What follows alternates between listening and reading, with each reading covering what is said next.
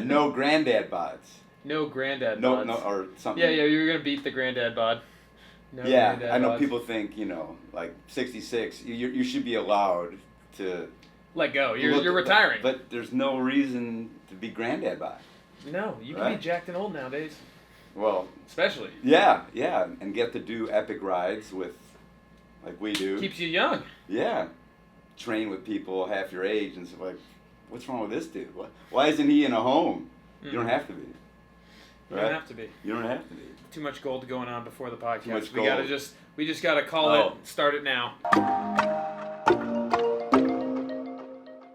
All right, and welcome back to The Price for Paradise. My name's Woody, aka Creston Woods, and with me today, we're bringing back an old friend, one of our first guests on the podcast. He was number 2, actually. Larry, legend, Mr. Larry Bernstein. What's going on, brother? All above. Have to be here. Thank you. Yes, thanks for coming back on. This has been like, what, 5-6 years ago when you came on? Well, when did it start? Yeah, like 2020 or 2021? Whenever it was. So Yeah. 6 years. 6 years ago, dude. Hopefully we don't look any worse. I think you look better, dude. Stop it. Dude. Stop it. Right. And so You don't have to say that. I'm going to stay the whole time for the visit. You don't have to keep me here with the... And so, Yeah, as a kudos. little reminder, if you guys didn't listen to our last one, it was no Dad Bods Allowed. And Larry is he's been one of my mentors my entire training career. And his son was actually our last guest on the podcast. And we talked Ironman, and me and his son signed up for a full Ironman together. And roundabout way, I think it's pretty cool, is my very first Ironman, Larry was like, got me a bike and like helped me go through all of my Ironman training, and now it's just so fun that I'm like with Cole doing it again. It is super cool. Super cool, yeah. Especially guys were catchers back in the day, Yeah. And now look what evolves, man. Oh, we went to like Disneyland as little kids together. Like, and so it's been a crazy roundabout way of like, seeing us grow up through that. Super cool. But yeah, back to you, Larry. So what's new? Yeah, it is about me today. Yes, right? this is your podcast, Larry. What's new with you? What's been the past 5 years? Like, what's been going on? Any like highlights or anything that went on? Well, just like I'm just picking up where we left off. It's like you just don't quit. Unfortunately, a little bit slower on the bike, but I want to think it's because I'm not getting to ride as much as I was. It's about the volume. It's not about the age. Yeah, I mean, there's a dude, because I'm 66. There's a dude who's 70 who, I can't keep up with right now. It's kind of pissing me off. And he's actually was one of my clients. Now just a bud. I don't know if you met Dignan or not, but oh yeah. But yeah, so it's like that's no excuse. I'm not using the age card. It's a training card. Yeah, I mean, like, speaking of your new motto, no Granddad Bods. No, kind of like it. Yeah, I mean, like, last one was the no Dad Bods, but now we're getting into that age, and and all these other guys are granddads, all your friends. They are. A lot of them are. Not you yet, but one of these days we'll see if no Cole rush. pops one out. no rush. It'd be cool if he does, but hey, and there's no pressure because I'm sure the squeeze will be listening. Right? Oh yeah. So no let's not go down that road. Yeah. Oh my gosh. Yeah, but no, it's like. It's who you kind of hang with, right? And so a lot of my circle buds, they're grandpas, but it wouldn't look like it, man. Well, yeah, and then also in his circles, me and like all the young guys, he likes to take on different races, like Tex on your last, Dusk to Dawn, and what that Tex was. And Cole was on it, yeah. Yeah. So hopefully next year it'll be Cole, Tex, myself, and maybe Allie. She was saying she wanted to do it. Nice. But yeah, that's what I was saying. How cool is it, doing that stuff with the old dude leading the way? Yeah. My time was the fastest, The Cole did kind of biff, and I know Austin hadn't pre-rode, I don't think, did he? Yeah, no training allowed. So he just rolled into it come all. on, dude's, he's 30, Cole's 27. That can't be an excuse to lose to a senior citizen. How embarrassing is that shit, man? But... it goes on my plaque, goes on the wall. But right. And age is just a number. And like, I lost to an 80-year-old in an Ironman. I was like, 80-year-old? 80-year-old beat me like in Tempe by an hour. And I was like, yeah, like age is really what you make of it and how well you take care of yourself year after year. Oh yeah. You just can't quit, man. It's pretty fun. What was I, Oh yeah, it's like I was saying to a friend today. I said, it really helps surround yourself with smarter people, right? Yeah. And stronger people. And that's what I said to him. I go, apparently him and I, how are we hanging with each other? 'Cause, I think we're not that smarter. But yeah, who you circle yourself with? Because you could ride with slower dudes and think you're fast. And now all of a sudden it's funny because my old riding group's gotten back together, and they're all pretty strong. So I've been what's it called, like handed my butt handed to me the last few weekends. Yeah. It's like, son of a bitch. A little wake up call, like, I got to get back in shape, keep up with the boys. Yeah, but it's so cool. It's like, doing epic stuff. No need to stop.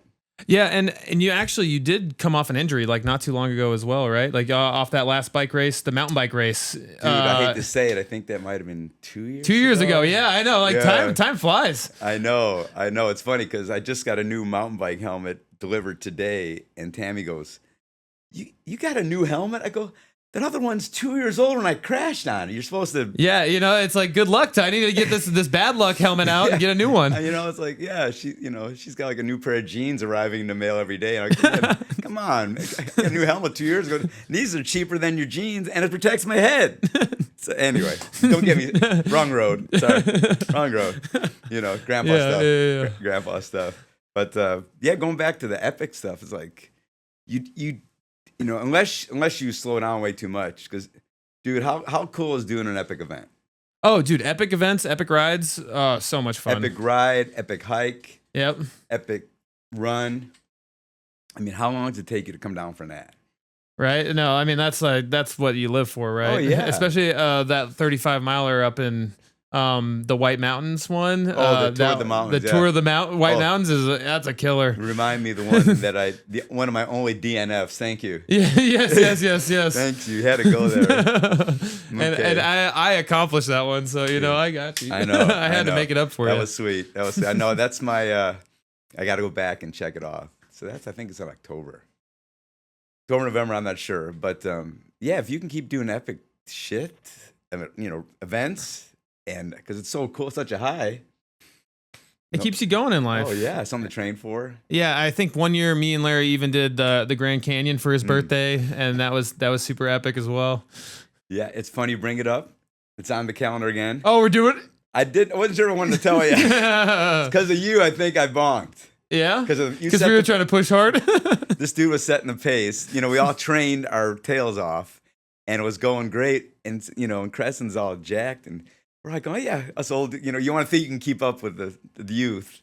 And I was doing pretty good up until, I think, mile 10 out of 13. And that's when the steep shit hit. And me and Chuck were back. Climbing out of the, Chuck's reminded me, I think that was the Devil's Corkscrew. Right on Bright Angel, right at the end, yeah. Yeah, he had to remind me that was the hardest part. And I was like, yeah, note to self, don't keep up with flipping Ironman. And it's the second, overhang that we're trying to get to, not the first one. We get there, we're like, oh, we're at the end, and then we turn a corner, and we're like, oh, wait, we have another mile and a half. Oh, yeah, but I put it down again for Larry's birthday adventure. Larry's birthday adventure? Which Every one? year. Well, it's 67. 67's next. Yeah, but yeah, doing something cool on the B-Day every year. So you got to make an adventure. I think you at least should put one thing in every year that's like kind of challenges you and like, makes you wake up in the morning and train for. And my cousin, she just started training with me not too long ago, and she was getting into it. But then I told her one day, I planted a little seed. I didn't mean to, but I was like, hey, you're really strong at the power lifts. Like, you maybe could do a powerlifting competition with a little bit of training. And then all of a sudden, 2 weeks later, she's been looking it up the whole time. And she's like, okay, at the end of the year, we're going to sign up for a powerlifting thing. And now she has that carrot to chase to get her to, her goals and like get things going and keep her in the gym all year long. So does this mean you're going to be doing powerlifting meets now? No, I am not going to be doing a powerlifting meet, but I will be training as someone for one. Say, and dude, so, yeah. You got so many irons in your fire. I'm like, oh, powerlifting's a tough one. A lot of weight, stress on the joint. Yes. Yeah. Maybe 1 year, but this is the Ironman year. So. Oh, yeah. Yes. Yeah. I mean, September. And that's what scares me. You guys doing that. And then the next month, we're doing this Grand Canyon. You guys will both be in stupid shape. So forget I even mentioned it. Oh yeah. But No, that's why I put down some notes, like just having something epic to, because then the rest of your life you go, that was so cool when he did it. Yeah, and those memories those are the things you like can like stories you can tell and like memories that stick. Right, like other memories, like the day-to-day stuff, like you do them repetitively. Yeah, that's the work and that's the grind. But nobody remembers the work and the grind. They remember like that epic experience, that big day. Legit, and don't be the guys like going, "Oh man, I always wanted to do that." Well, just go do it. Just go do it. Like don't stop your life just to go do it. You've done the rim to rim, which I haven't, which kind of pisses me off because that's like 22 miles one way, is it? It ended up being like 25. It was like almost a marathon. One way. Yeah. That's I think why I'm like, nah. These stumps don't really go. Yeah. Down and up would be enough. But, and you luck out and you run into the right people who are like, yeah, you want to do rim to rim with me? And I'm like, yep, I'll join you. And you got to like take those opportunities when they come. Cause a lot of times, like, I didn't even know these things were possibilities. And then Larry's like, do you want a bike for the Ironman? Cause then you can do it. And then all of a sudden I'm doing an Ironman. It's I don't know why that stuff seems so daunting. It's like, oh man, like, Leadville or Hut to Hut, some of these things that not fortunately I've checked off. And then, but you got to hook up with the right people, like-minded, the sacrifices, but it's so worth it to later on, like, oh yeah, want to do it, and you did it, and bam, and then it's so cool, and now you can be the guy to lead others to do it, right? Exactly. Oh yeah, that's why I was telling you got to get Leadville, I want you to do, and it's doable. So Larry, what's like your like goal races for you coming up? Anything you have on the docket that's like, hey, I need to train for this. I'm getting ready for it. Well, unfortunately, I don't call them races anymore. Yeah. To me, they're finishing, But see, if I cut back my hours a little bit in training, I think I can get in more time on the bike. Because in the 60 and over category, a lot of these dudes are retired. And all they're doing is training, and they're still pretty damn strong and fast. Because I thought when I got over 60, I'll be golden. And I'm still getting my butt handed to me there. So, maybe I go more time. I like, the competitive side never goes away. No. Unfortunately. So I'm not sure really what the next thing. It's just trying to like hike in the canyon, maybe doing some more of the epic mountain bike events that I haven't done. They're out of state, like. There's one in Texas called the Snake. It's something for Leadville. It's a qualifier. It's in Austin, Texas. The Austin Rattler. Oh, the Austin Rattler. Yeah, it's a 63 mile, or doing some stuff in Arkansas where mountain biking's so big, or it's kind of like that. What are your thoughts on road bike versus mountain bike? Well, the roadies stuff's a little scary. Yeah, especially just being on the road with cars and stuff like that. That's like the hard part about road biking. Unfortunately, yeah. You don't win the battle with the cars. Ever. If you hit a cactus, it'll hurt. Some rocks, you might break something, but you come out of it. So yeah, if you and Cole, doing the canal riding, doing the Highlands Trail, I think you've ridden out there for it, and doing really early rides on the weekends. Maybe you can get some of the cool stuff. But as a matter of fact, another epic thing kind of last weekend, or weekend before, Patagonia, did I tell you about? So I kind of got into gravel riding a little bit, a gravel bike. And group of friends put it together. That's why it's important who you hang with. Suggested a gravel ride down in Patagonia because Arizona, it's down by Sonita. Yeah. There's some really good gravel riding down there. And that's a whole other animal. It's, I've road biked, I've mountain biked, so. Gravel biking. I did one gravel race, but I didn't use a gravel bike. So I used a mountain bike on a gravel road, right? And so I felt like I was slow compared to these gravel guys because they got these really souped up, like thick tired road bike looking things. Right. The gravel bikes are pretty crazy. It is. But I found out the hard way. That was the first real gravel biking I did. Was they don't have shocks. So while you had a mountain bike, you might have been a little slower, but you didn't get any of that. You didn't get as beat up. You didn't get as beat up as I found out because partway through the ride, I'm going, how do people do this for 100 miles, man? Some of them are smoother; they're still like dirt, and then some actually have little shocks built into them, which I found out I can add. And That'll be my go-to because it's a different animal, man. And I'm not saying my shocks are the best because I do have a hardtail on my mountain bike, and so doing the 35 miles on that hardtail, I definitely felt a hardtail after that one because that was sore for a week. But you're also after doing something 30, like that, right? Yeah. So yeah, you're still in hardtail territory. Yeah, you can go full suspension. Well, it'd be more comfortable. And they are getting a lot lighter. If Larry thinks we can do all this crazy stuff because we're young. Like when he did give me that bike for Ironman #1, he gave me a bike with flat pedals, and he's like, you'll be fine, like no big deal. And I'm out there on the race, and people are looking at me like, dude, you're on flat pedals, you're crazy, dude. But you didn't want the clip-in jet. I know, I didn't know. I've never ridden in a clip-in in my life, so that was like why we just went with it. And you were like, you'll be fine. I didn't know I was like, how big of that? How cool is it? You have that story to tell though. Like when people go, oh yeah, I'm like, dude, I made my first one in clip-ins, so kiss my ass. Right? You have those clip-ins and love it because, oh man, that is funny, dude. I kind of feel like I should apologize. No. It is my favorite story ever to tell people. Funny as hell. Because like if you guys don't know, if you guys have flat pedals, you're always pushing down, and so your quads take all the brunt of it, right? And then you don't get that pull up, right? So when you're using clip-ins, you can switch from pulling with your hamstrings to pushing with your quads.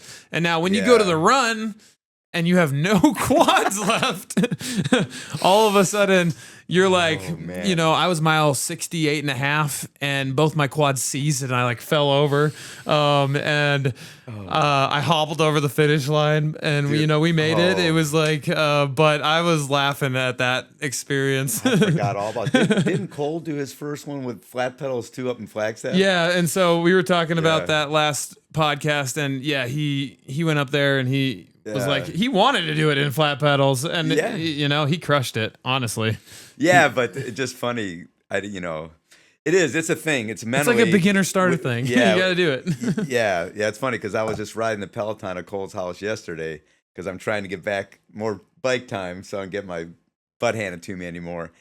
And it didn't really clip in because I had the mountain bike shoes, and I'm like, dude, he goes, oh, it works. And then I was looking on the screen because it gives you a cadence. You were talking about cadence and so I was telling him, like, I didn't mean to nerd out on the show today about cycling, please. But I'm like, dude, you want to keep your cadence like a 95 is something you can hang at all day. It's like a zone 3, you don't burn out at it. And he was like, well, how much resistance? Like, well, everyone's different. We just get comfortable at a 95 and slowly, 90 to 100 maybe. But I don't know. Back in the day, we used to have cadence counters on our road bikes. Oh yeah, no, I do like RPMs in my cycle class, and so we talk about, dude, like ups and downs of like 80, 90, 100 RPMs. Yeah, I forgot you were teaching cycle. So I mean, I'm not. It's Cycle Club, guys. If you guys ever want to try it, it's free. Come try it out. Come ride with us. Yeah. I'm just prepping for Ironman, and so I figured I'd start a class so everyone could join me on the prep. Right on. Yeah. And so it's a super fun way. We did one of our classmates makes the playlist for every week with his AI, and he sends it to me before the class. And so he's got new themes. We had a happy birthday song themed one for one of the classmates. Dude, that is fun. Brilliant, because I used to teach spin, and I used to have to make all my own playlists. Yeah, honestly, that was the best sell ever when Judd said, I'll make your playlist. I was like, dude, what you're doing, it's funny because that's some stuff I had in my notes about being training and mentoring and how you're crushing it, because keeping it fresh and changing it up for people, because that's where I think, a lot of people kind of lose interest, because training, I know I really jumped from cycling to training, but it can get so redundant. People are like, it's so boring. Well, let's give it a chance, You mix it up. It's the music, make it fun, it's the trainer. So you got to, And guys, you do have to do all of these things no matter what, right? Like, but if we can do it in a way that like makes you guys want to come in and have a little bit more fun with it, and you have a community of people that are suffering with you instead of just you in your mind and your mental state. there is something to misery loves company. So you see other people suffering, but then you see someone who's suffering but they're still pushing it, where you're ready to call it a day. You're like, no, if that dude who's twice my age he's pushing it, it's like, I got to be able to at least keep up with him, and he can't. That's what feels really good about being a grandpa. Yeah, right. About being 66 and going, come on, bro. It's like, I'm twice your age. How do you can't keep up? Candy ass. Yeah, and then on the other side of it, when you're the young guy, you're like, I feel like I have to push hard so that I can keep that young guy, image in Larry's mind, because I gotta show up. Yeah. Like my responsibility is as the young guy is to be the one that pushes hard. Yeah. Oh yeah. But no, you're. It's funny because I was trying to think of stuff. So you just called me last minute. I wanted to bring something to talk about, but because having longevity with clients and beating the redundancy and the boredom of it, because there's only like so many things you can do. Try to make it fresh. Oh yeah, and you're doing it. That's cool, especially hearing that dude putting the theme with having to make your playlist. That's awesome, man. And so tell me a little bit about like what you do with your clients when they get stuck and what happens like when you're hitting a plateau. How do you also keep it fresh for them? Like what do you do motivationally for these guys, or like how do you switch it up for them? Well, it's funny because I have people 3 days a week, 2 days a week, 4 days a week, 1 day a week. 1 day a week, you're barely hanging on, and you want to, at least, my clients are a little bit older than yours, because that's what I think is a big plus, having a trainer who is the same age, because I know what you're capable of doing, like some of the younger trainers, they think, oh, this dude's 80, I don't want to kill him. You do got to meet them where they're at. Yeah. You can't just, enough, the guy that I work out with 4 mornings a week is 85 years old now, and we go for an hour, set for set. Just yeah. Who thinks okay. that? Yeah, beast. Right. Yeah. So what motivates, like, I know as you age, there's certain things that are a little bit more important. Like you always want to maintain your strength. You always want to maintain flexibility, balance, all this stuff, core, agility. So, with him, it's like we're doing different body parts every day and just going. So that's a different motivation for his age. Another gal I'm training with who's like 39, she just said, hey, can we go 4 days a week? I'm thinking, ooh, okay, it's a challenge to bring something. So one day is just a strength day. Next day is a body weight workout. Another day is a kettlebell day. And then when my shoulders used to be able to take it, we do a boxing day. My shoulders are too jacked up now, so getting hit, I just can't go there. Holding the pads is just as much of a workout as actually throwing the pads. Yeah, for sure. Oh yeah, and especially like you got younger, stronger people. They're hitting hard, and it's like, shoot, you're getting hit. It's hurting. So I got to back off of that. But then like today, what I was telling you was really cool. I was pretty psyched. I got a sled. We put it out on their property, and with the heavy ropes and a Bosu and just doing a circuit, and it crushed them. It was all new. So that's what I do, just try to mix it up. And unfortunately, what I don't think I've been too successful at is I try to get them outside to go let's go do a hike, man. Come meet me on the weekend, or hey, can you meet? A lot of people don't want to get up early. They want to go as deep as we do, pain cave wise. It's a different ball game. So getting them to get to your sessions already is a lot. Yeah, that's kind of my motivator. Is like, and you find this in your clients too, man. I see they have that beast side in them, but they don't. They kind of dig it, but they don't know how to tap into it a little bit. Yeah, I just keep telling them, I go, dude, you got that animal side. And these are some women I got, and like. And they're fierce. They can be. Oh, they bring, and I'm like, don't sell yourself short. You got it. Yeah, and you need to take this out into the world. And they do it, and they're dying, but they're like, wow, it's that's our job. Make them get to the next level. Mm-hmm. So I just keep mixing it up and try to keep raising the weight on them. Like, look how strong you are. Mm-hmm. Now look at your friends who can't hang with you on these 5Ks you're doing. They're just, it's their little workout walks. And then another specialty thing that Larry does is he's always in their house with them, or like on FaceTime, or he's going to you, and he's got this like immense personable feel, like where it's like you're part of the family for all these people. And when you show up to their house and literally hang out with the whole family, and like it's funny because like the one guy you saw today, you go in there and like the maids like wave into you. It's like, hey Larry, like. Oh yeah, well that's what you came with me at a few. A few of those at Cheetahs, right? Yeah, I'm still doing those circles. That's the thing. Is like you've had a lot of your clients quite a while now. Yeah, and it's cool because like I have this, where everyone comes to me, and comes and sees me here. But sometimes, life happens, plans happen, all these crazy stuff. And so they get cancels. They don't show up. I'm like waiting an hour. Yeah. And I'm sure like it's harder when they're coming right to you. That's what's funny you say, because it's the one house I train people at now for over 16 years, and you were there, and she just walks from her home across, they got, the big house, to where their gym is, and she's a couple minutes late. I go, okay, would you run into some construction? And funny enough, because they're doing some construction work in the house, I go, yeah, it's cool. I know you got construction going on, so I know why you were late. She's like, whatever, man. That's hilarious. Oh, yeah. I'm like, yeah, traffic was bad or something. But that's what sometimes I think, like, being on the other side. Some days, man, you don't feel like training, and we show up, and we keep them accountable, but at the same time, you can't get out of it. But then after a few sets, you're pretty cool. Yeah. Oh, yeah. Yeah, but that's, I mean, because I was at a one-on-one center like you. People might not know it. And someone said to me, he's like, Larry, I got a beautiful home gym. I go, well, what are you doing here? He goes, well, can you come to my house and train me? I was like, well, I guess so. But he solicited me. I didn't want the guy that owned the place thinking I was soliciting clients. Yeah. So that's kind of what started me on my in-home training journey.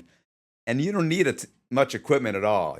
One kettlebell, no, a mat, not at a all. balance ball, body weight workout. Well, now I have this newbie. I could just bring the machine, and you don't even need a weight. I could just hook up the electricity, and we can just get you pumped up. Dude, people would.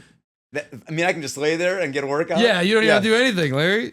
You're losing customers. Hey, if I could come poach yours too, I bet they would love it. They would love it. Well, it's like, I'm just kidding. Well, that's what I joke with some of my clients. I go, what are you going to do when I train into the sunset? And I'm trying to hook you up, man. I want you to move. You let me know. But the other piece of that puzzle too is you're saying, it's like I go to their houses, and you have clients, they go on vacation or something, they can't make it in. I went to virtual when COVID started. You were doing a ton of virtuals for me too, virtuals man. was hard. Yeah, it is hard. Because it's really hard to be personable on virtual where you're, are they paying attention? Do they have something going on behind the camera? Is it, and then you got 4 or 5 of them and you don't know who's looking at it, Yeah, but you got to remember, because I went through the same thing. It's like, it was their half hour, their 45 minutes, their hour. And we give it your all. If they're not locked in, it wasn't your fault. Yeah, no. It's hard for, not doing it in person, because it's like today, one of my clients was like, oh, I don't know if I can make it earlier. Maybe we'll go virtual. I'm like, okay. If they don't like it, I don't, the whole vibe's different, but. Yeah. But they're getting it in. As long as they get their workouts in, that's like, half the battle. Consistency over intensity. But still, yeah, in person's way better than virtual. Oh, for sure. And even like in my mind, because I've had some like my shoulders, like I was saying, that's why we got the stims on the shoulders. We got some stim up here right dude. Now. Yeah. Oh, are we flexing now, bro? We got a little flex going on. It's like, I don't know, I was supposed to pump up before I came in here. Get my muscle up here. No, but it's like a sidetrack. Right. Oh no, I know where I was going with it. So it's like, you're talking about like motivation, and sometimes you're getting a little bit burnt.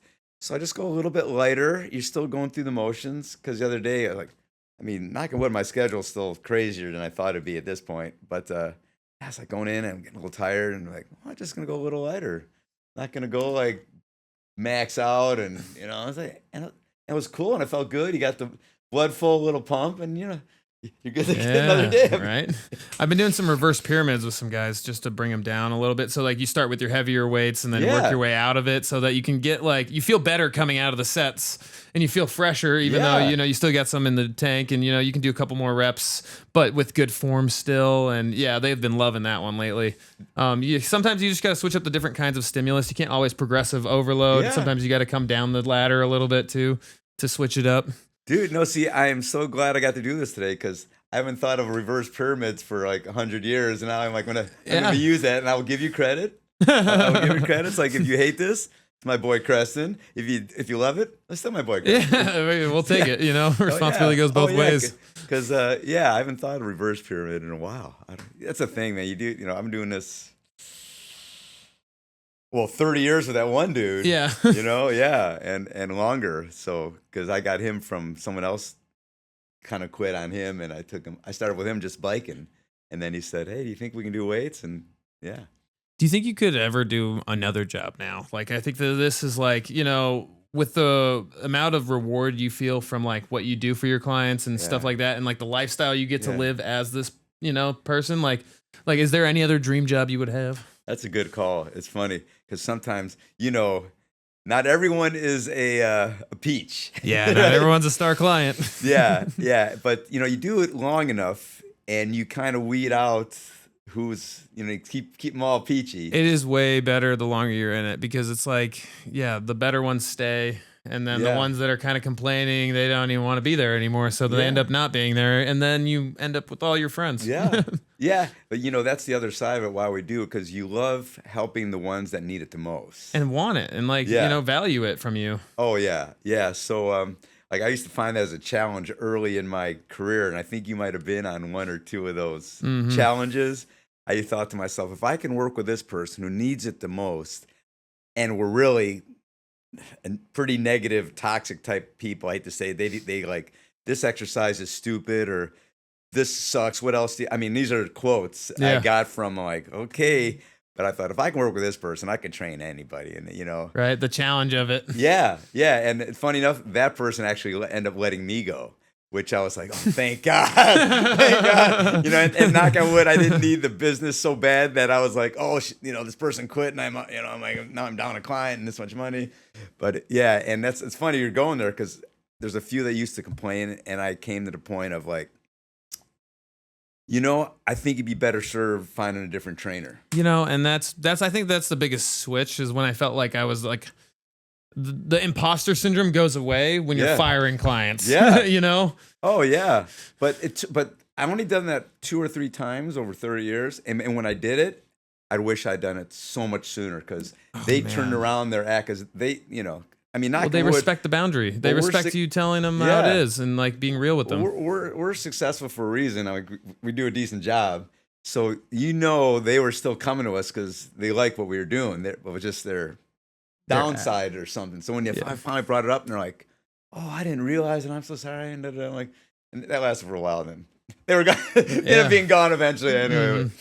And you got to remind them too, like you got to keep them accountable on like the little things, like being on time is like how you do anything is how you do everything. You show up. I know you're late because you don't want to be here. Yeah. And it's your dragon and you're not like, if you were excited, like you're going to Disneyland the next morning, you would be wide awake. But if you don't want to be here, you will be late and you're almost trying to miss it. Right. Dude, it's so funny you say it because you reminded me of some stories from back in the day.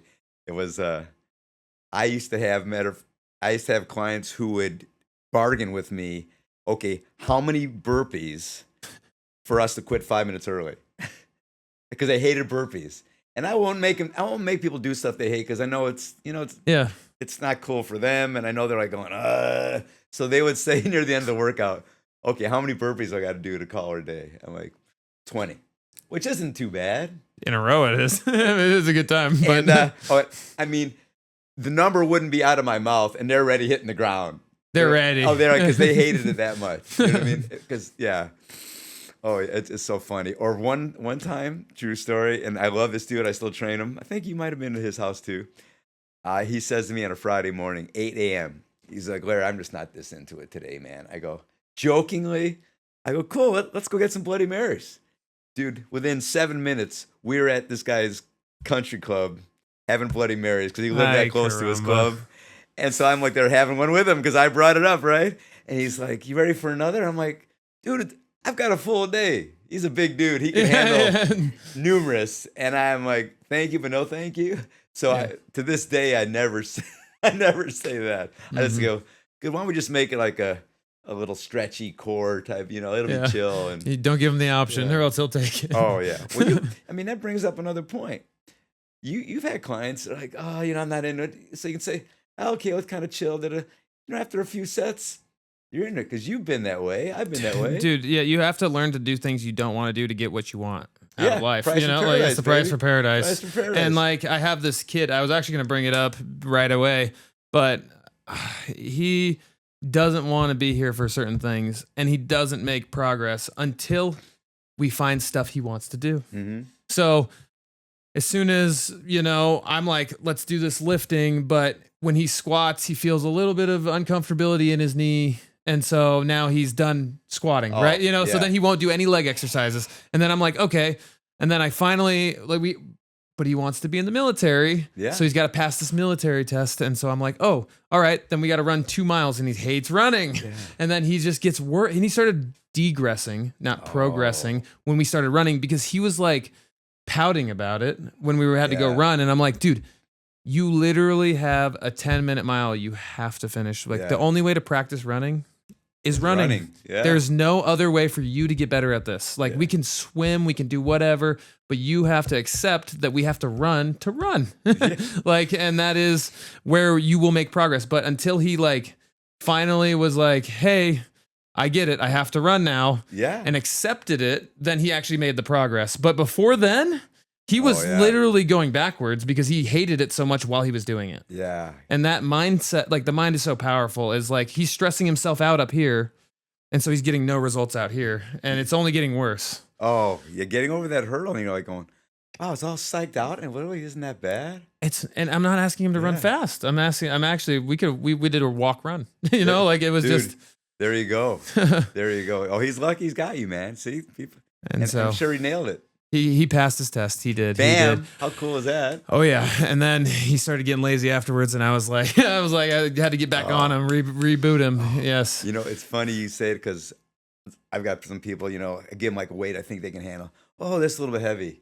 That was a little too heavy. I'm like, okay, I'll give them something that's a little lighter, and then they'll say, oh, this is a little light. I'm like, bam, yeah. You know what I mean? Okay. Yeah. You said light, heavier. So I'm like, you said it. You're going heavier now. I go, you can handle it. You're doing it. So quit. But yeah, come on. It's called progressive resistance for a reason. We can't stay at that same weight, you know? I did this one where this guy this girl actually was complaining about how heavy the weights were. And so I started just giving her like the 5-pound weights and and then she started doing it and she's like, I don't feel anything. And I was like, well, you complain every time I give you the real weights that you have to struggle through, which is where we make the progress. So I gave you the ones that you wanted. And then I showed you that this doesn't work. Dude, have you ever seen that meme of a day in the life of a trainer, what people think it's like, where you know, you're saying, okay, your form's good. And it's like, well, he doesn't text me back. Yeah. Right? Yeah.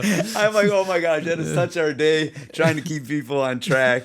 And it's so, you know, I'm like, just get into it. It'll take your mind off that, and it's a decompress. How much of your job is being a therapist more than a trainer? Oh, it's at least 50-50. It's like 50-50. It's at least. And most of that is, again, you fix the psychological problem, then their physical problem fixes too. Oh, dude. I love you got all those, you know, those mindsets on that stuff, which I think I might have used to have those. Yeah. But it's funny.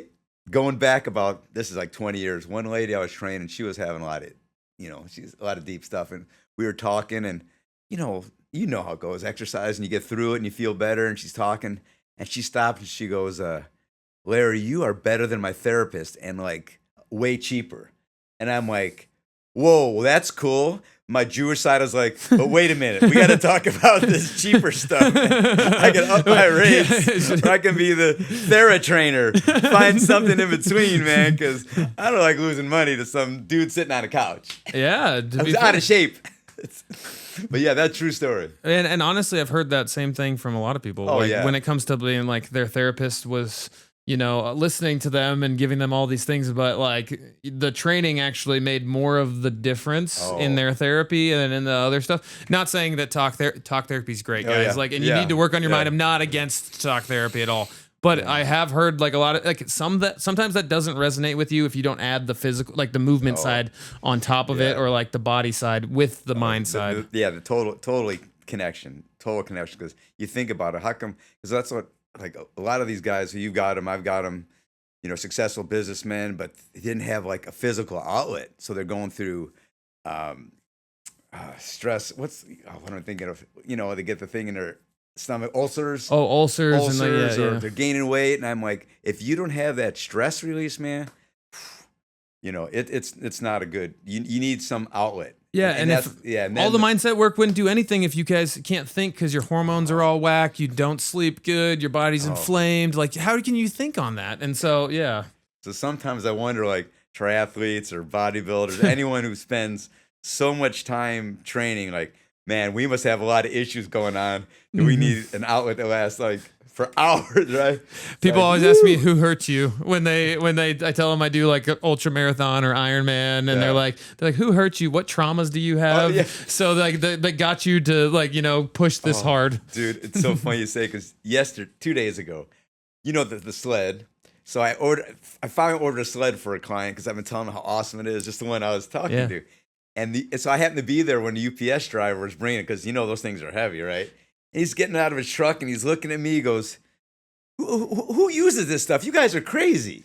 There's no need for this. UPS guys work their tails off. Yeah. He was 54 and his body's beat up, because it's a hard job. And I'm like, there's people who get it and they use it and they dig it. I get it. I go, matter of fact, a friend of mine was a bike mechanic. He was a UPS guy for like 30 years, beat him up. He had gained a bunch of weight, but he's like, if you I know it's hard after a physical job to work out, but you got to find the balance. Yeah. I used to work construction in the summer, come home, take a nap, and go to the gym at night. But I had to do it. That's when I was competing. Yeah. That's what you did. And like you're saying about like not stopping after you finish the physical job, like most marathon runners, they get arthritis after they stop running, not when they're like, if you ran all the way up until you're 80, you don't get arthritis. But the second you stop that year, you don't run anymore. That's when you get arthritis because if you don't use it, you lose it. Right. And your body starts to go backwards.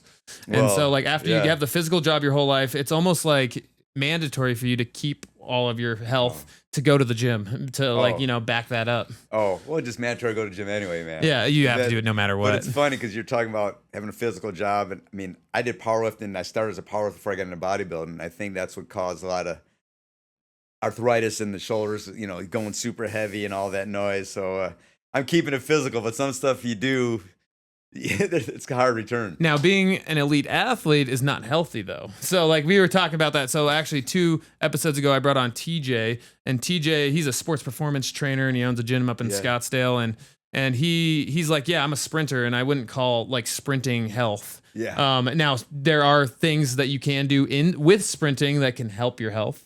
But if you go all in and go one track mind into something like jumping and sprinting, like the impact is so intense and like all these things, it's like it's not a longevity sport, but it is something to see human capacity. Oh, legit. But you have your passion, baseball, and now it's, Ironman and high rocks and marathons and stuff. So it's funny because I had a client, he was 92. I started with him at 92, right? Wow. And the first thing he says to me was so funny. He goes, old Jewish guy from back east goes, Larry, I've never been athletic. He's like he was apologizing. I'm like, so the first thing I said to him, I go, dude, how are your joints? Are they all yours? He's like, yeah. I go, you're beating all of us, man. Yeah, not that any of my joints are fake, but I got, arthritic shoulders. Yeah. So you're walking good, Sherman. You've never had to go through the surgeries. Your hips are yours, your knees are yours. So, there's something to be said. And if that's your passion to be a sprinter and you're going to go till you can or psycho. So, but then you see what happens to guys like Ronnie. Yeah. Like Ronnie Coleman. Coleman. Because I often look at that. I go, well, what if I didn't do that? But that was our flipping passion. It's the trade-offs, right? Like you're gonna trade off, and sometimes you'll take it. Oh, legit! And think about it. Look, we're a baseball guy, yeah. Yeah, you became a Hawaiian citizen practically, right? Yeah, right. Honorary local 5 years, Yeah, every hike on the island. It's taking you every, Yeah, I'm grateful for everything that baseball brought me. At first, I was pretty sad when I ended my baseball career, and I was like all sad because I was getting injured, and I was like, I'm like, I should have had a better chance if I wouldn't have got injured, blah, blah, blah. But all these injuries is like led me to what I do now, like with all the injury recovery and this newbie and like this life that I live. So there's no regrets in life. Like as much as like you think you do at one point, you realize that you would never get to where you are without all those moments. Oh yeah. And then like you get into something, you don't have to be, elite dude finishing first, just doing a, marathon, Ironman. Just finishing them is super cool in itself because, what percentage of the race do that. But then, look where you get to go do them. Yeah, we're going to Canada. You can go all over these great states, Idaho. I'm going to Sedona next month for an ultra. Yeah, it's going to be crazy. Yeah, the places it takes you, a lot of this mountain biking stuff I got into. I never had a clue. I think it would take me to, I was doing the Leadville or doing, wherever you go. It's like, and you're there because of the sport you got into. And honestly, you never see the good views without being athletic enough. How many people say I've heard us like, they do a tour of Italy or they go to France, or it was so much cooler on the bike. They do the bike tours, or the hiking tours. It's like, you never know where it's going to take you. Yeah, the less like people can get there, the cooler the place is, right? Oh yeah, it's like me being the little dude from Chicago starting to lift weights. Never my wildest dreams. I thought it would take me, I think it was like 15 countries or 17, Yeah, bodybuilding shows this, magazine that, Oh yeah, I know it just, and I never bring that stuff up, but it just. Oh yeah, by the way, Larry was a bodybuilder back in the day. If you look him up on the internet. He's in his underwear. It's hilarious. Oh my gosh. He looks good though. He's stacked. No, it's funny because Cole, like when he was little, he saw pictures back in the day when he was like competing, and he goes, "Why are you on stage in your underwear, Dad?" I'm like, yeah, because it's just the sport. I know. It's like, Cole grew up just thinking that's normal. I love it. Oh yeah. But that was something I had in my notes. You get into something, even people start running in their 50s, and then a friend of mine, his daughter, she's into marathons, and she's been doing them, all over the world, just for fun. You go see go to London, do the London Marathon. Singapore, they're everywhere. Just a way to see the world, and cool, right? Yeah, and then you could eat and drink a lot more when you're burning all those calories. Right? Yeah, that is the coolest part about ultra endurance racing is that you can eat a boatload. I'm eating 500 calories extra a day. I'm eating tons of food, snacks, candy when I'm out on my runs because it's like you burn right through it. Oh yeah. So that's why picking it up. It's never too late, and that's why I wanted to come in with the Granddad Bod. You can kind of have a Granddad Bod and still do quite a bit. Hey, that's a hard Granddad Bod, buddy. It's funny. I'm thinking I still want to get a little more shred. It's never ending, guys. It's a lifelong journey. But after this, I am going to a tap room to watch some NCAA. So, fighting an uphill battle. Yeah, I love it. Oh yeah. But kudos to Deb for not making it today. I know. Shout out to Deb. We'll get her on here soon. Didn't need to wrap on too long. I don't know. We get on some good topics. We actually are at that last 10 minutes, Lair. So any last things you want to give out to the people? Anything that's on the back of the mind that you just want to get out there? Oh, not quitting. It's just you just got to go do it, because I've been reading this lately too. Because it's funny you brought up motivation, and some people. Because you get burnt out. It's like, oh man, same routine, try to mix it up. But some people just say, oh, push through it. And I'm like, nah, even just walk. Just go out walking, mix it up. Like I've been walking our dog more lately, and which I didn't do as much. And it's funny, just like a 2-mile walk, I'm thinking, cool, I'm getting a little leaner. I'm shredding up. Yeah, I'm doing nothing different. Steps a day is one of the best ways. But the other thing, get a training partner to do it with, because that helps a ton. Mm-hmm. Hire a good trainer. I happen to know too. Yeah. And that's a thing too. I'm not promoting our business, but it does help a ton of people, because they get stuck in a rut. Hire a trainer, will show you something different. That's like huge. And keep it safe and mixing it up. Oh yeah, and I hire trainers all the time, and I hang out with trainers all day, and spit and talk to them about different training concepts, because you cannot do this by yourself. Like this is a community thing. It's a team thing. Now you have ChatGPT. You can just make your little program on there. But the least the trainer can explain to you what's going on. Well, it's funny you bring it up, because I've been trying to get Cole, and I'd love to get you into there's a lot of try groups. I know you guys are good, man. You've already done a few. But there's some of my buddies that have done Kona. They're legit finishers, man, and you could pick their pocket, and maybe we'll be on here next. That's what you call nuggets. You got to get Chuck on here, bro. Yeah, Chuck would be a good one. Chuck, who's done what was that one? Leadman. Oh, hey, can you explain to the people what Leadman is for just? I will do it one day. Leadman. I don't know it exactly like it is, but it's a combination of the Leadville bike race, which is 150 105 miles, I think, at 13,000 feet elevation. Then I think you get a few days off. You do a 50-mile run, the same course at elevation. Then you go back and do like a shorter ride. It's a mix. You got to look it up. It's over like a month, and there's like hundreds of miles being done. But after your bike race, the 100 mile, say it's 104. I think it's 104 mile. The next day, I think you do a 10K.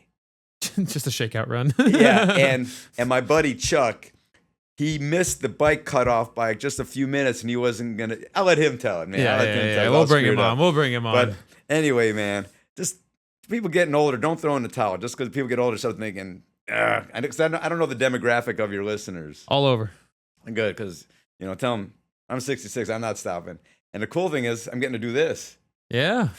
Right. You're still going. You're still kicking it. Well, yeah. It's like like when getting dudes half your age wanting to go mountain bike with you. I'm like, yeah. Yeah, dude, you're the man. Oh yeah. So it's like you don't have to think, like, oh no, go ride with your buddies. Like, come on, I'll see you at 5 a.m. And then people are whining. It's like, no. And honestly, like a lot of my friends still don't want to do these kinds of things. And so even my age group is like, they're like the prime racers. Yeah. But then it's also like something that I've learned is like, I got to go hang out with the older guys. I got to go do the guys that have been doing it for a while because this community gets smaller and smaller. Yeah.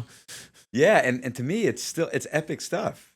It's like, go out and paddleboard. It's so cool. Like when I paddleboard, you guys were training for your swim, the open water swim. Yeah. And the other thing too is like, since we're wrapping up, is I don't know where I heard like you start training for your 70s and your 50s, or your setting the foundation, 40s and your 30s, because people get they're like, oh, Larry, can you write me a program? I'm like, yeah, but when I told you 20 years ago, you should have started off and you don't have to go like you don't have to go in there and think you're like still like Arnold or. Just have to have a routine. Just do something chill, and before you'll know it, you'll be like, going, dude, this isn't bad. Now I'm 70 and I'm rocking it. So, like our buddy Les, right? Yeah, he's the man. So, I hope I hit most of the. And when you are working out, it burns up more calories, so you can enjoy those IPAs. And we're gonna end it on that one. I love it.